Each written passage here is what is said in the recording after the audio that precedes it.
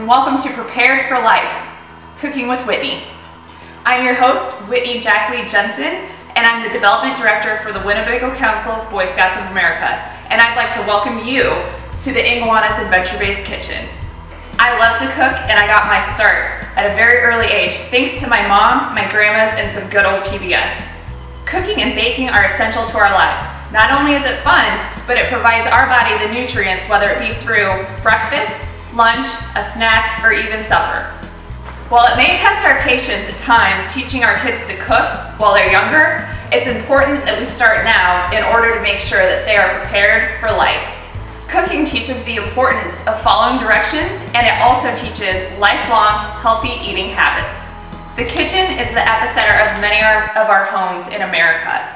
It's a place to meal prep, sit around the table and work on papers and homework, and it also provides us the chance to deliver lifelong skills and values to our kids. This series is focused on basic kitchen skills so you can start helping your parents cook. In the beginning part of the show, we're going to start out with basic skills for Cub Scouts. We'll work into a little bit more advanced skills for Webelos, and then we'll work into even further advanced skills for Scouts BSA Scouts. First, we're going to begin by covering our kitchen top 5 rules, which we'll cover in every episode. The kitchen top 5 include, do I have permission? Do I have a plan? Head, shoulders, knees, and toes. Am I being safe? And have I cleaned up after myself? Kitchen top 5 rule number 1, do I have permission? Always ask a parent or guardian if you have permission to use the kitchen prior to going into the kitchen and using the tools yourself. Kitchen top 5 rule number 2, do I have a plan? Do I have the ingredients? Do I have the tools? And do I have the time to make a healthy snack or meal in the kitchen? Rule number 3, have I thought about my head, shoulders, knees, and toes? First, you're going to want to think about your head. You never want to have your hair touching your shoulders, so you always want to make sure that you have it pulled back. Second, shoulders. Today, and always, you should use an apron in order to protect your clothes from flour or other ingredients that might ruin your clothes. Next one is knees. I am tying my apron so it goes down close to my knees so we also don't ruin our jeans. And lastly, toes. You want to make sure that you have closed-toed shoes when you're in the kitchen so you don't accidentally burn yourself or drop a knife or any other sharp object on your foot. Rule number 4, are we being safe? Always make sure you wash your hands. Be sure to disinfect your workspace. Never double dip. If you're going to taste your ingredients, always use a clean spoon.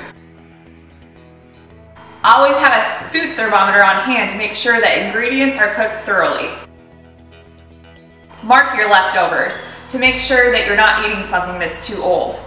And the most important kitchen tool of all, a fire extinguisher. Rule number 5, clean up after yourself. You always want to make sure that you have a clean space to come back to for the next time you're ready to have fun in the kitchen. Finally, a bonus rule that I always like to keep number 1 in my book, let's always play to have fun in the kitchen. Now, let's get down to the real reason why we're here. Let's cook. Today, we're going to start out with some easy snacks. I've already assembled all of the utensils I need as well as the ingredients.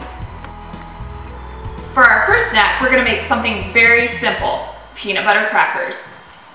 So you're going to need a knife, saltine crackers or Ritz crackers or any other type of cracker that you like.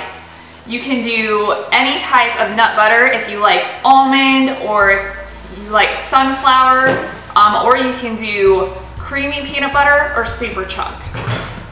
Now, there's a couple different ways you can make these. You can either spread out the peanut butter on the cracker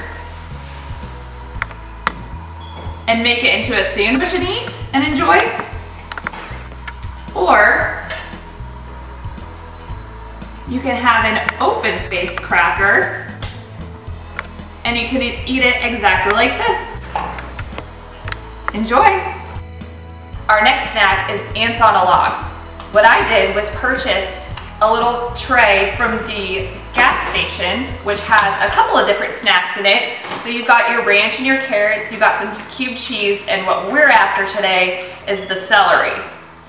So, ants on a log, if you've never heard of it, is peanut butter. So you're gonna need your knife, and you're gonna spread that peanut butter out inside the middle of the celery stick, just like that. From there, you take either raisins or craisins, I like craisins, and you sprinkle them on top. And you have yourself a healthy and nutritious snack that's packed with protein, vegetables, and a little bit of fruit. The next snack we're going to make is a little bit on the sweeter side. Today we have strawberries and chocolate hazelnut spread. All you have to do is take your strawberry, spread a little bit of Nutella on there, and enjoy.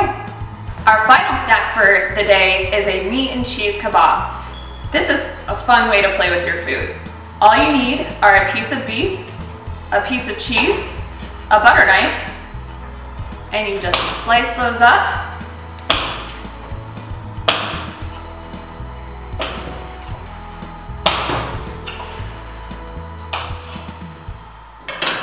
And then skewer them on your kebab.